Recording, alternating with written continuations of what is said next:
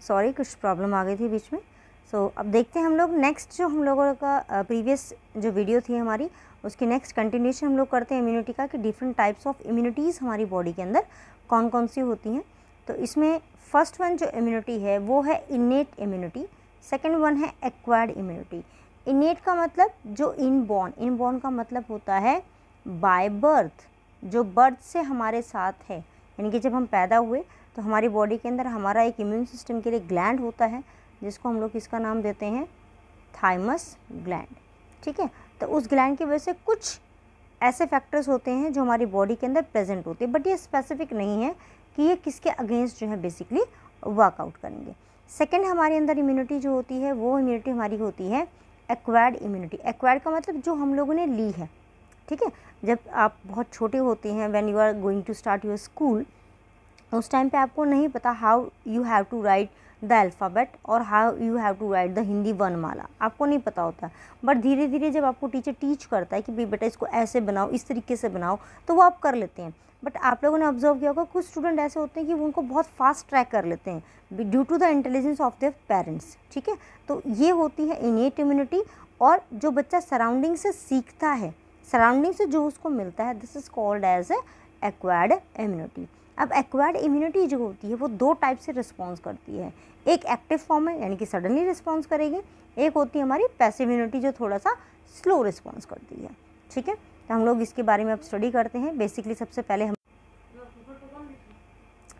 हम लोग इसमें स्टडी करते हैं about the innate immunity. Innate immunity as I told you earlier, इसका मीनिंग क्या होता है कि ये बाय बर्थ प्रेजेंट है और किससे इनहेरिट हुई है, फ्रॉम द पेरेंट्स, यानी कि पेरेंट्स से एक चाइल्ड के अंदर ये जो है ट्रांसफ़र होती है।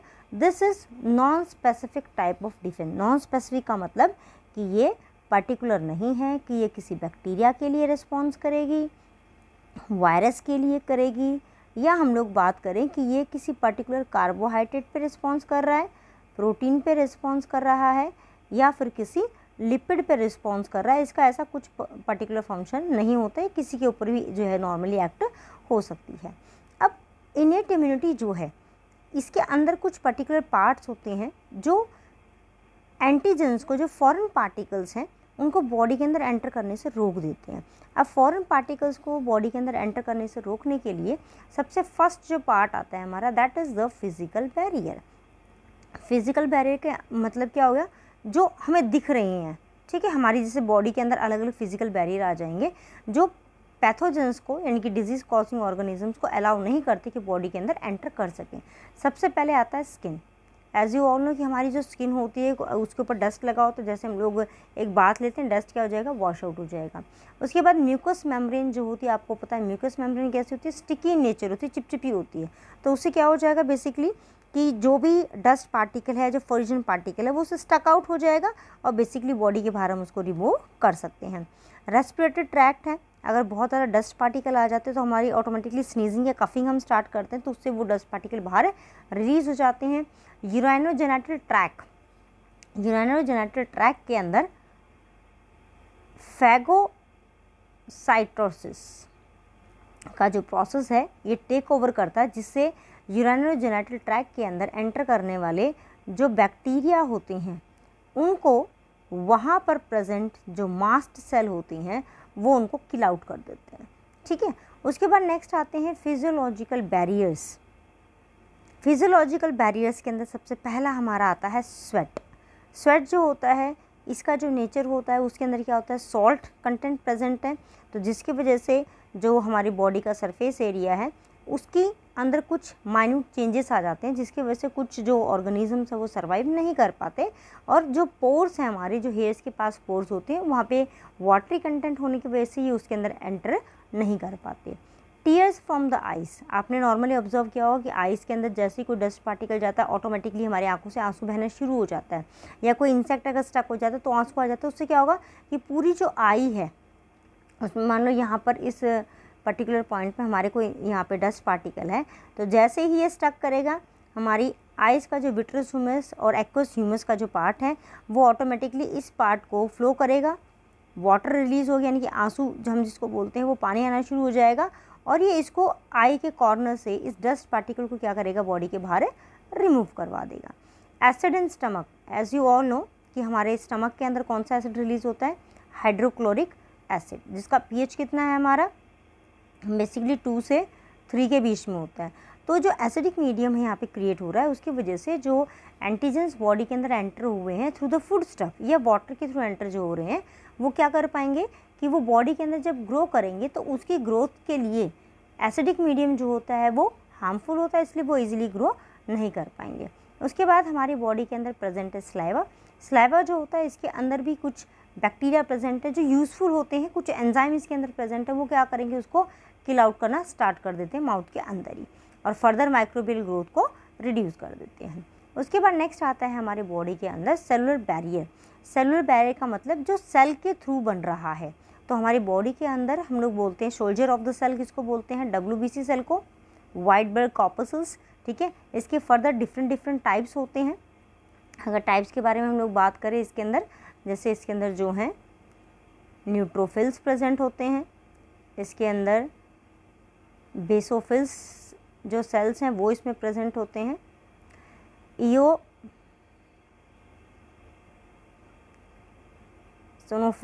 जो सेल हैं वो इसके अंदर प्रेजेंट होते हैं, मास्ट सेल इसके अंदर आ जाते हैं हमारे, इसके अंदर ग्रैन्युलोसाइट, ए ग्रैन्युलोसाइट, हम इसकी कैटेगरीज जो है बेसिकली इस तरीके से डिवाइड करते हैं। अब WBC सेल के अंदर सबसे लार्जेस्ट जो साइज़ होता है हमारे WBC सेल्स के टाइप्स में, वो होता है न्यूट्रोफिल साइज़ का। उसका रीज़न क्या है कि इनके जो न्यूक्लियस जो होता है वो पॉलीमॉर्फिक फॉर्म में, यानी कि डिफरेंट फॉर्म में जो है वो अपीयर करता है। मोनोसाइट्स होते हैं जो नेचुरली किल कर देते हैं लिम्फोसाइट सेल को, अगर उनके अंदर कोई भी एंटीजन एंटर करता है उसको किल कर देंगे ये।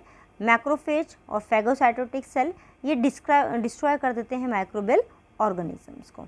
उसके बाद नेक्स्ट आता है cytokinin barrier. Cytokinin barrier specially हमारा होता है किसके लिए, वायरल इन्फेक्शन के लिए।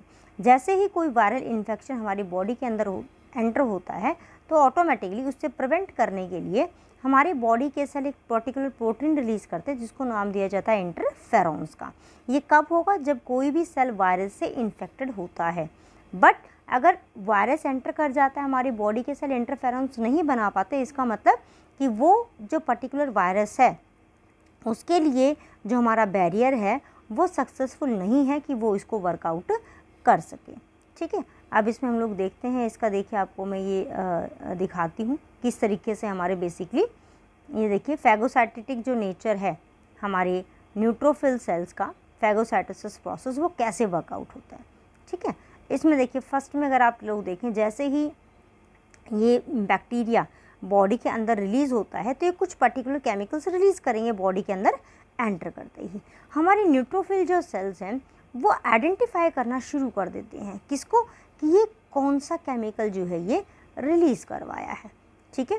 जैसे ही ये केमिकल धीरे धीरे आना शुरू होता है न्यूट्रोफिल सेल के पास, तो यानी कि ये बैक्टीरिया को भी आइडेंटिफाई करते हैं कि कौन सा बैक्टीरिया है। ऑटोमेटिकली हमारे न्यूट्रोफिल सेल ये रिलीज़ करेंगे क्या, एंटीबॉडीज़। और ये एंटीबॉडीज़ क्या करेंगे, जैसे एक ताले के अंदर उसकी चाबी सेट हो जाती, ठीक वैसे ही ये एंटीजेंस के साथ अटैच कर जाएंगे, उसके साथ ही चिपक जाएंगे। जैसे ही चिपकेंगे यहाँ पे देखिए क्या हो रहा है, ये bacteria along with the antibodies ये यहाँ पे अटैच हो रखा है। जैसे इसने बता रखा कि प्लाज्मा मेम्ब्रेन के पास ऑपनिन्स स्पेशल टाइप की कुछ प्रोटीन्स हैं जो इनको अटैच करेंगे। तो ऑटोमेटिकली फिर क्या हो रहा है, जैसे ही ये इसके साथ अटैच हुआ, इसने क्या कर लिया, उसको एंग्लव कर लिया, अंदर ले लिया। ये इसके लेग लाइक स्ट्रक्चर जिसको हम लोग नाम देंगे सूडोपोडिया, उसके थ्रू एंटर करवाएगा। उसके बाद यहाँ पे जो लाइसोसोम हैं वो एक्टिव हो जाएंगे। लाइसोसोम क्या करेंगे, एंजाइम्स रिलीज़ करेंगे, हाइड्रोलाइटिक एंजाइम, और इस बैक्टीरिया को किल करना वो शुरू कर देंगे। इसको डाइजेस्ट करेंगे एंड फर्दर जैसे वो उसको डाइजेस्ट करेंगे इसके बाय प्रोडक्ट जो है वो रिलीज़ हो जाएंगे, और ये बैक्टीरिया जो कि हमारी बॉडी के लिए हार्मफुल था वो टोटली क्या हो जाएगा, डिस्ट्रॉय हो जाएगा, ठीक है। उसके बाद देखिए नेक्स्ट आती है हमारी बॉडी के अंदर एक्वायर इम्यूनिटी। एक्वायर का मतलब जो बर्थ से नहीं है बट हम लोगों ने अपनी लाइफ टाइम में एक्वायर करी है। लाइफ टाइम में एक्वायर का मतलब कि जैसे आप लोग को फर्स्ट टाइम पे कभी भी कोई हनी बी जब बाइट करती है तो उस टाइम पे हमारी बॉडी के अंदर कुछ एलर्जिक रिएक्शंस होते हैं। बट कुछ पीपल्स के अंदर आप लोगों ने ऑब्जर्व किया होगा कि कुछ को क्या होता है कि हनी भी अगर एक जगह पे बाइट करती है स्वेलिंग पूरी बॉडी पे आ जाती है। तो इस तरीके से ये इम्यूनिटी जो है ये एक्वायर करी हमने किससे, जब हनी बी ने हमें बाइट किया उस टाइम पे।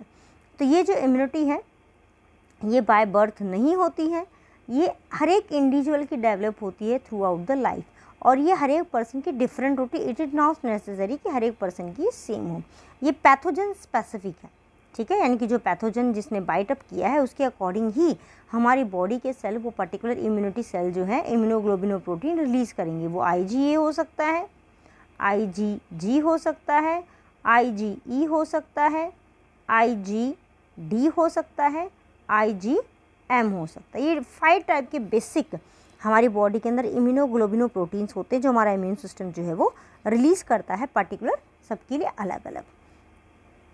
अब इसके पास एक एबिलिटी होती है किसके लिए, ये फॉरिजन मॉलिक्यूल्स जो हैं, जो हमारी बॉडी के अंदर एंटीजेंस जो हम जिनको बोलते हैं, उन सबको अलग अलग टाइप्स को रिकॉग्नाइज कर सकता है। ये एबिलिटी किसकी होती है, एक्वायर इम्यूनिटी की, ठीक है। जब फर्स्ट टाइम पे कोई भी पैथोजन हमारी बॉडी के अंदर एंटर करता है तो हम उसको नाम देते हैं प्राइमरी रेस्पॉन्स का। और फर्स्ट टाइम पे जब वो एंटर करता है तो उसकी इंटेंसिटी बहुत लो होती है, बॉडी को उतना ज़्यादा वो अफेक्ट नहीं कर पाता। But it the same is encounter, अगर वही पैथोजन दोबारा फिर बॉडी के अंदर एंटर करता है और उस टाइम पे एंटर करने के बाद वो बॉडी के अंदर उसकी जो इंटेंसिटी होती है बहुत हाई हो जाती है, और सेकेंड टाइम पे जब वो एंटर करता है तो इसको हम लोग नाम देते हैं सेकेंडरी और एनामेस्टिक रिस्पॉन्स का, ठीक है। उसके बाद नेक्स्ट आता है हमारा कि इम्यून रिस्पॉन्स जो होता है बॉडी के अंदर वो हमारा बेसिकली 2 टाइप्स का होता है, क्योंकि 2 तरह के लिम्फोसाइट्स के सेल जो हैं हमारी बॉडी के अंदर बनते हैं। लिम्फोसाइट के सेल्स की बेसिक साइट जो होती है फॉर्मेशन की वो हमारी होती है बोन मैरो के अंदर, ठीक है। जो अनबॉर्न बेबीज़ होते हैं उनमें लीवर सेल में बनती हैं और बर्थ होने के बाद बनती हैं बोन मैरो के अंदर। बोन मैरो सेल्स को हम लोग बोलते हैं बी सेल, ठीक है। ये प्रोड्यूस करते हैं एंटीबॉडीज़ जो ब्लड के अंदर एंटर होती हैं और जो भी पैथोजन है उसके अगेंस्ट ये रिस्पॉन्स करते हैं। नेक्स्ट होती हैं टी लिम्फोसाइट सेल, जिसको हम लोग नाम देते हैं थाइमस, जो कि हमारा क्या होता है इम्यूनिटी ग्लैंड होता है, थाइमस ग्लैंड, ये वहाँ से प्रोड्यूस होती हैं, तो इनको हम बोलते हैं टी सेल्स, जो बी सेल को हेल्प करते हैं एंटीबॉडीज़ प्रोड्यूस करवाने में। अब ये भी फर्दर हमारा जो है 2 टाइप का होता है इसके अंदर हमारा। इसमें फर्स्ट जो टाइप दे रखा है वो है ह्यूमरल इम्यून रिस्पॉन्स या एंटीबॉडी मीडिएटेड इम्यूनिटी। अब इसमें देखिए हम लोगों ने क्या बोला कि एंटीबॉडीज़ कौन बना रहा है, हमारा बी सेल। तो बी सेल जिस इम्यूनिटी के साथ वर्क करते हैं हम उसको नाम देते हैं एंटीबॉडी मीडिएटेड इम्यूनिटी, यानी कि AMI। ये बेसिकली ब्लड और लिम्फ इन दोनों के साथ जो है बेसिकली वर्कआउट करेगा। सेकंड हमारा आता है इसके अंदर ही, वो है CMI, सेल मीडिएटेड इम्यूनिटी, यानी कि जो सेल के थ्रू चलेगी, एक सेल दूसरे सेल को ऑर्डर दे रहा है कि तुझे ऐसा करना है। तो ये हमारा आता है किसके अंदर, टी लिम्फोसाइट के अंदर। ये रिस्पॉन्सिबल होते हैं ग्राफ्ट रिजेक्शन। ग्राफ्ट रिजेक्शन का मतलब कि जैसे ही बॉडी के अंदर मान लो एक पर्सन की किडनी जो है वो डैमेज होगी, हमने क्या किया उस डैमेज किडनी को, ये वाली होगी हमारी डैमेज किडनी, ठीक है। इस डैमेज किडनी को हमने क्या करवाया कि एक न्यू जो किडनी है उससे हमने इसको जो है रिस्पॉन्स करवा, इस न्यू किडनी को हम लोगों ने क्या किया, एक दूसरे पर्सन के उसके साथ हमने इसको जो है रिप्लेस करवा दिया हमने इसको। और जैसे ही हम इसको रिप्लेस करवाते हैं तो जिस बॉडी के अंदर एंटर किया है, मान लो ए पर्सन है उससे हमने बी पर्सन के अंदर ट्रांसफ़र किया, तो बी पर्सन की बॉडी अगर इसको एक्सेप्ट नहीं करती है तो उस टाइम पे हम इसको नाम देते हैं किसका, ग्राफ्ट रिजेक्शन का, ठीक है। हम क्या बोलेंगे इसको, ग्राफ्ट रिजेक्शन। और ये स्पेशली ऑर्गन ट्रांसप्लांट के लिए ही वर्ड हम लोग जो है यूज़ करते हैं। ये ग्राफ्ट रिजेक्शन हुआ किस लिए है, इसका मेन होता है हमारी बॉडी के जो सेल हैं वो सेल्फ और नॉन सेल्फ 2 तरह के सेल्स को देखते हैं। सेल्फ का मतलब सेम बॉडी के सेल हैं, नॉन सेल्फ का मतलब other than the person body, यानी कि उस पर्सन की जो बॉडी है उसके नहीं, उससे बाहर से आए हैं। तो इस तरीके से हमारी बॉडी के सेल जो है वो रिस्पॉन्स करते हैं। इसके बाद tissue matching, blood group matching, ये अदर इश्यूज़ होते हैं किसके लिए, जो अब हम लोग ग्राफ्टिंग करते हैं, ट्रांसप्लांट करते हैं किसी भी पेशेंट की बॉडी के लिए। ठीक है, अब ये CMI जो है ये वर्कआउट करने के लिए सेल मीडिएटेड जो इम्यूनिटी है हमारी, इसके अंदर टी सेल रिस्पॉन्सिबल होते हैं। टी सेल के फर्दर डिफरेंट टाइप्स होते हैं, तो इसमें हम लोग इसके टाइप्स के बारे में स्टडी करते हैं। टी सेल किसके लिए रिस्पॉन्सिबल है, सेलुलर इम्यूनिटी के लिए। ठीक है, और इसके जो रिसेप्टर्स होते हैं वो सेल मेम्ब्रेन के ऊपर प्रेजेंट होते हैं, जो पर्टिकुलरली रिकॉग्नाइज करते हैं किसको, एंटीजेंस को। टी सेल एंटीजेंस को रिकॉग्नाइज करते हैं, फिर एंटीजेंस के अगेंस्ट वो मल्टीप्लिकेशन करवाते हैं ताकि बहुत जल्दी हम उनको किल कर सकें। तो टी सेल के 3 टाइप्स होते हैं। एक है साइटोटॉक्सिक्स, जिसको हम लोग बोलते हैं किलर सेल, जो सबसे ज़्यादा डेंजरस होते हैं। फिर होते हैं हेल्पर सेल, और एक हमारा आएगा इसके अंदर सप्रेसर सेल। टी सेल्स का जो मेन फंक्शन होता है हमारा, टी सेल का मेन फंक्शन होता है कि डिस्ट्रॉय करना जो टारगेट सेल है, यानी कि जो एंटीजन एंटर किया है वो एंटीजन किस टारगेट सेल को नुकसान पहुंचाना चाहता है। मान लो कोई वायरस है, उसने एंटर किया, सपोज़ निमोनिया वायरस ने एंटर कर लिया बॉडी के अंदर, वो क्या करेगा, ठीक है, बैक्टीरिया से भी हो रहा है वो, तो वो बैक्टीरिया अगर एंटर कर गया तो वो लंग्स के ऊपर इफेक्ट करेगा। तो सबसे पहले उस बैक्टीरिया को ही किल आउट कर देना, ये होता है उनका टारगेट। ये लाइस कर देते, लाइस का मतलब क्या होता है कि जैसे उसने एंटर किया बॉडी के अंदर, ये ब्रस्ट कर देंगे, यानी कि ये जो एरिया है इसका यहाँ पे, इस एरिया को यहाँ से ब्रस्ट करके वो उन सबको किल करके बाहर फेंक देगा। ठीक है, टी सेल्स जो होते हैं ये स्पेशल प्रोटीन्स रिलीज़ करते हैं, जिनको हम लोग स्पेशली किसका नाम देते हैं, परफोरिन्स का। ये परफोरिन जो होते हैं ये बेसिकली सेल मेम्ब्रेन के अंदर, यानी कि जो एंटीजन है उसकी बॉडी के ऊपर इस तरीके से होल्स क्रिएट करेगा, जिसकी वजह से ये उसको डैमेज करने में हेल्प करता है। उसके बाद नेक्स्ट आता है कि हेल्पर टी सेल जो होती हैं, इनका काम होता है हेल्प करवाना। हेल्प करवाने का मतलब कि ये बी सेल्स जो होती हैं उनके साथ मिलकर बॉडी के जो एंटीजेंस जो एंटर हो रखे हैं, जो अनवांटेड पार्टिकल एंटर हो रखे हैं, उनको किल करवाने में ये हेल्प करेंगे। ठीक है, और ये सबसे ज़्यादा प्रेजेंट होते हैं बॉडी के अंदर। अप्रॉक्सीमेटली इनका जो नंबर होता है वो है 75%। ठीक है, उसके बाद नेक्स्ट अगर हम लोग इसके अंदर देखते हैं कि जो टी सेल होते हैं, जब हेल्पर सेल एक्टिवेट हो गए, उन्होंने अपना काम कर दिया, पूरा फंक्शन हो गया, सपोज़ मान लो 100 यहाँ पे कोई बैक्टीरिया जो थे वो एंटर कर गए। ठीक है, हमारी जो टी सेल्स से with the help of B cell, इन्होंने क्या किया, इन 100 सेल्स को किल कर दिया। उसके बाद भी ये प्रोड्यूस होते ही जा रहे हैं, तो बॉडी के लिए हार्मफुल हो सकते हैं। तो इनके प्रोसेसिंग को स्टॉप करवाने के लिए बेसिकली फिर क्या रिलीज़ होते हैं हमारी बॉडी के अंदर, सप्रेसर सेल्स। ठीक है, ये देखिए सप्रेसर सेल्स जो होते हैं ये रिलीज़ होती हैं। अब टी लिम्फोसाइट सेल जो होते हैं ये हेल्प करने के लिए, जो हेल्पर टी सेल है, इनके अंदर क्या क्या प्रेजेंट होते हैं, एक तो इंटरल्यूकिन है, ग्रैनुलोसाइट है, जिनके अंदर मोनोसाइट्स की कॉलोनीज़ बनती हैं, जो स्टिमुलेटिंग फैक्टर जो होता है, यानी कि जो स्टिमुलेट करवाएगा बी सेल्स को, वो फैक्टर रिलीज़ करवाते हैं। इंटरफेरॉन्स जो वायरल डिजीज़ के लिए हैं, ये उनके ऊपर उनको जो है किल आउट करवाने में हेल्प करेंगे। सप्रेसर सेल क्या करेंगे, ये बोथ बी सेल को भी और टी सेल को भी, पहले तो ये टी सेल को सप्रेस करेगा, उसको दबा देगा कि भी तेरा काम जो है ख़त्म हो गया है। ठीक है, जैसे उसका वर्क स्टॉप हो जाएगा, टी सेल स्टॉप कर जाएगा, तो बी सेल अपने आप ही ख़त्म हो जाएगा, यानी कि उसका जो फंक्शन है वो धीरे धीरे उसको रिड्यूस कर देगा। अब यहाँ पर एक पॉइंट और आता है कि हमारी बॉडी के अंदर जैसे वैक्सीनेशन का प्रोसेस चलता है, तो वैक्सीनेशन प्रोसेस में क्या है, जैसे पोलियो का अगर हम लोग एग्जांपल लें, पोलियो की वैक्सीन जब बॉडी के अंदर डाली, ठीक है, तो हमारे बॉडी के सेल ये कैसे रिकॉग्नाइज कर लेते हैं कि कोई भी XYZ जब वायरस एंटर कर रहा है बॉडी के अंदर, तो वो पोलियो वायरस है, और उसको सडनली किल कर देते हैं। ये काम किसका होता है, बॉडी के अंदर मेमोरी सेल्स का।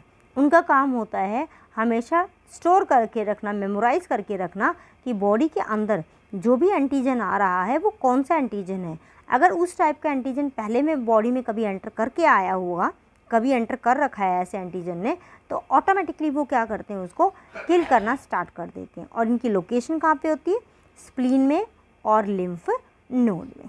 ठीक है, उसके बाद आता है एक्टिव और पैसिव इम्यूनिटी, कि एक्टिव इम्यूनिटी क्या है, पैसिव इम्यूनिटी क्या है।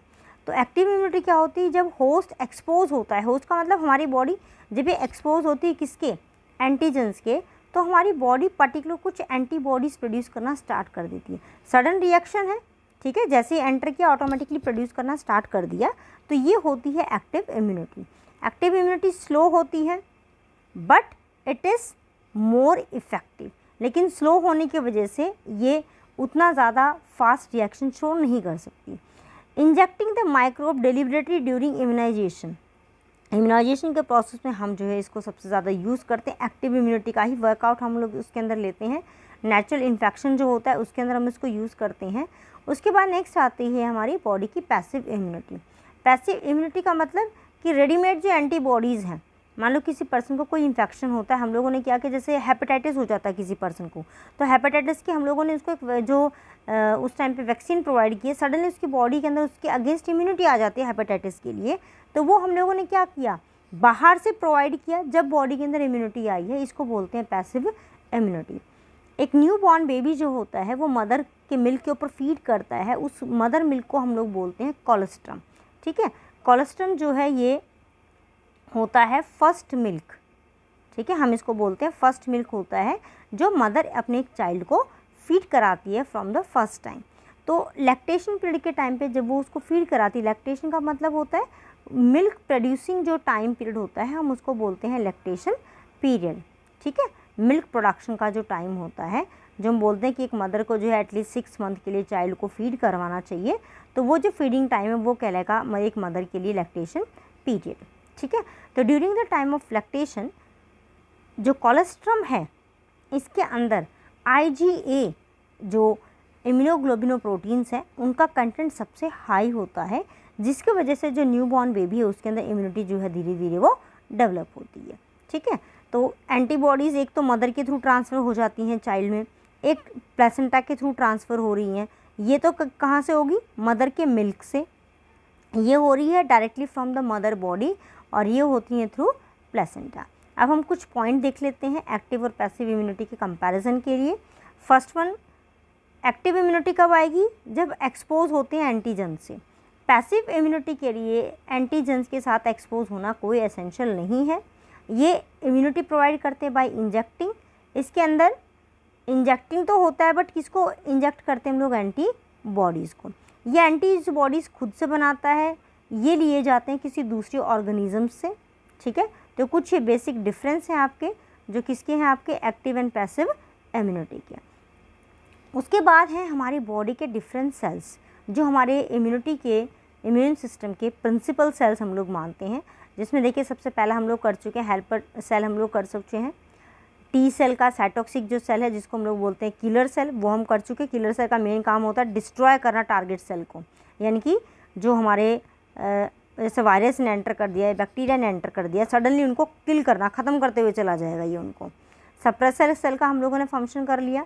मेमोरी सेल का हम लोगों ने कर लिया कि ये उस एंटीजन को हमेशा अपने दिमाग में सेट करके जो है ये रख लेते हैं। उसके बाद आते हैं नेचुरल किलर सेल, ये भी सेल मीडिएटेड के साथ यानी कि टी सेल के साथ ही फंक्शन करते हैं, जो क्या करेंगे, अटैक करेंगे और डिस्ट्रॉय कर देंगे टोटली टारगेट सेल को। बी सेल का काम क्या होता है कि ये प्लाज्मा सेल के साथ अटैच होती हैं और रिकॉग्नाइज करते हैं कि कौन सा फॉरिजन मटेरियल आया है। उसके बाद नेक्स्ट है हमारा प्लाज्मा सेल। प्लाज्मा सेल जो होते हैं ये बायोकेमिकल फैक्ट्री हैं, बिकॉज उसके अंदर एक्सेस के अंदर केमिकल्स बनते हैं जो इन सबको किल करने की कैपेसिटी रखते हैं। मास्ट सेल जो कि इन्फ्लेमेटरी सेल होते हैं, जिनका काम होता है कोई भी एंटीबॉडी अगर आ रही है उसको किल करना। जैसे एक हनी बी ने हमें बाइट किया, तो बाइट करते बॉडी के अंदर एक पर्टिकुलर केमिकल वो रिलीज़ करा देती है जिसको बोला जाता है हिस्टामिन। ठीक है, तो हिस्टामिन जब रिलीज़ हुआ है एलर्जिक रिस्पॉन्स के लिए, तो उसको रिड्यूस करने का काम वो कब होगा, जब मास्ट सेल को हम लोग सप्रेस कर देंगे। उसके बाद मोनोसाइट सेल, ये हेल्प करते हैं किसको, मैक्रोफेज सेल को। और हमारे जो मैक्रोफेज सेल हैं ये हमारी बॉडी के फर्स्ट लाइन डिफेंस होते हैं। फर्स्ट लाइन डिफेंस का मतलब कि कोई भी मॉलिक्यूल जब एंटर करता है फॉरिजन मटेरियल, तो सबसे पहले उसको रिकॉग्नाइज करना, किल करना। ये होता है first line defence. Second line defence का मतलब कि जो बाद में इसका यूज़ करके बाद में धीरे धीरे उसके ऊपर जो इफेक्ट करे वो हमारा आता है सेकेंड लाइन डिफेंस के ऊपर। ठीक है, तो ये हमारा पूरा कवर अप हो गया आज किसके बारे में, अबाउट द इम्यूनिटी सिस्टम। ठीक है, in next video we will discuss about the further content कि हमारी बॉडी के अंदर जो इम्यूनिटी के लिए एंटीबॉडीज़ जो होते हैं उनका स्ट्रक्चर कैसा है, शेप कैसा है। That's all, thank you.